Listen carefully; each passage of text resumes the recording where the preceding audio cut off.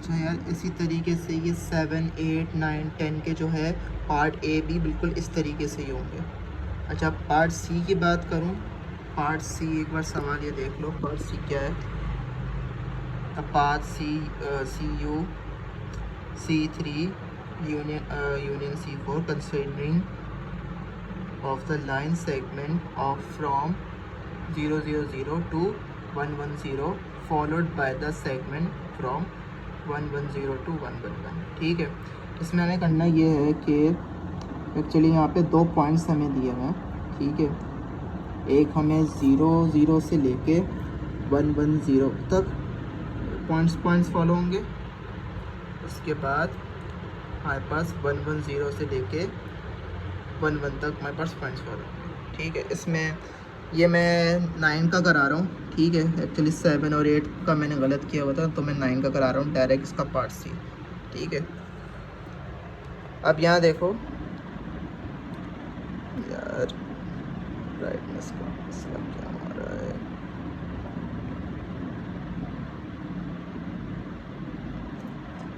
One हमारे पास 002 011 हमारे पास ये पॉइंट है। ठीक है, अब इसकी जो फाइनल डेस्टिनेशन जो होगी वो होगी क्या, 110। ठीक है, 00 स्टार्ट होता है और 110 पे हमारे पास स्टॉप हो गया, तो ये डेस्टिनेशन हमारे पास 110 है। तो 110, तो ऐसा यहाँ पे क्या हम लिख देंगे, R1 is equal to TT0।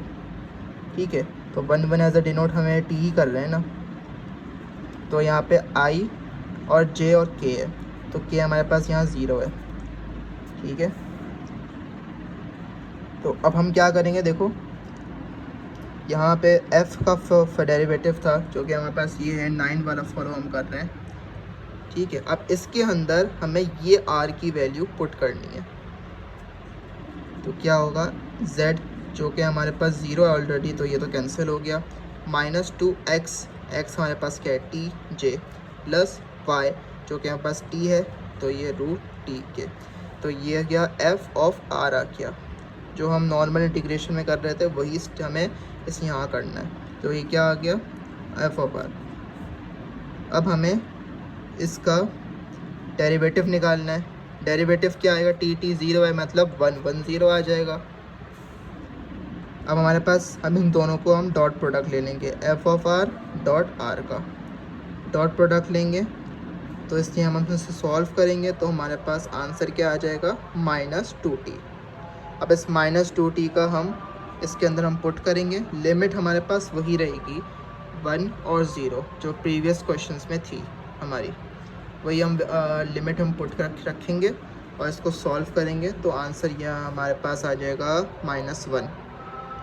ठीक है, अब इस -1 को एज हम W1 के नाम से सेव कर देंगे। अब हम अब जाएंगे अगली चीज़ पे, जो के पास क्या है, 110 to 111, R1 इसका निकालेंगे।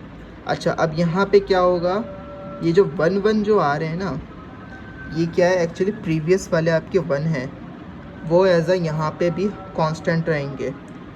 ठीक है, तो हम यहाँ एज अ 1 को, अब हम यहाँ भी लिख सकते थे TTT, इसलिए हमने TT नहीं लिखा क्योंकि यह 1 हमारे पास पहले ऑलरेडी आ चुका है, तो ये 1 जब हमारे पास आगे जाएगा ना, तो ये एज अ कांस्टेंट ही रहेंगे। फाइनल डेस्टिनेशन हमारे पास क्या है, 111 है। ठीक है, तो ये जो लास्ट जो हमारे पास है ना 1, उसको हम T एज अ कंसिडर करेंगे, और ये जो 1 आ रहे हैं यहाँ पे, ये इन 2 के 1s हैं जो यहाँ पे TT थे, तो ये यहाँ पे कांस्टेंट होके 1 ही रहेंगे। ठीक है, अब इसका हम पहले डेरिवेटिव ले लेते हैं। चलें, R1 का डेरिवेटिव लेंगे, 1100 हो जाएगा, और T है जो 1 हो जाएगा, तो ये हमारे पास की डेरिवेटिव आ गया। ठीक है, अब हमें f का फंक्शन जो कि ये था, हमें इसके अंदर r पुट करना था, जो कि हमने कर दिया। ठीक है, r पुट करने के बाद अच्छा, मैंने थोड़ा डिफरेंट तरीके से किया है। मैंने यहाँ पे दरअसल I, J और K था, वो मैंने हटा दिया एज आ सिंपल के लिए, लेकिन अगर ऐसे करना चाहो तो कर लो, लेकिन इस तरीके से नहीं करना तो बेहतर है, वो सवाल में हो सकता है मार्क्स काट दे आपके। ये तो मैंने अपनी आसानी के लिए किया था। ठीक है, इस तरीके से हमारे पास f ऑफ r भी आ जाएगा। f के फंक्शन में हम r पुट करेंगे जैसे हमने यहाँ किया था। ठीक है, r पुट करने के बाद उसके बाद हम क्या करेंगे, इसको सॉल्व करेंगे। अच्छा, एक चीज़ का ध्यान रखना, जब हम आर एफ ऑफ आर रख रहे हो, ऐसा ना हो कि डेरिवेटिव की वैल्यू डाल देना, ये मैंने भी बहुत मिस्टेक की थी, तो इसको ज़रा ध्यान रखना। हमें आर की वैल्यू डालनी है जो कि 1 आ रहा है, वो डालनी है, ना कि इसकी डेरिवेटिव की। ठीक है, एफ ऑफ आर आ गया और आर का डेरिवेटिव आ चुका है। इसको फिर हम इसका डॉट प्रोडक्ट ले लेंगे, तो डॉट प्रोडक्ट हमारे पास आ जाएगा 1।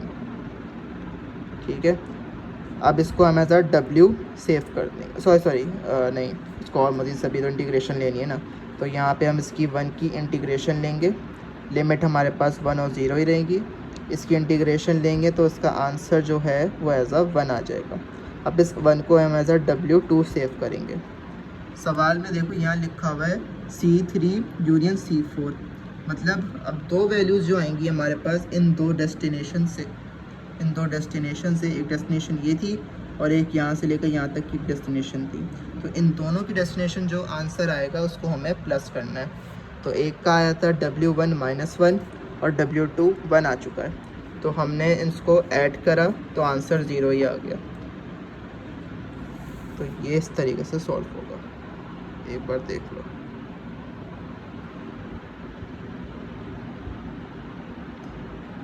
तो यही था इसमें लाइन ऑफ इंटीग्रल में, इसका फॉर्मूला ये है। एक और बार दिखा देता हूँ, तो इसका ये है फॉर्मूला, इसको देख लो। इसकी एग्ज़ाम्पल भी है, एग्ज़ाम्पल नंबर 2 और 3 है इसकी, तो वो भी अच्छे से देख लेना, आसानी रहेगी उसके लिए।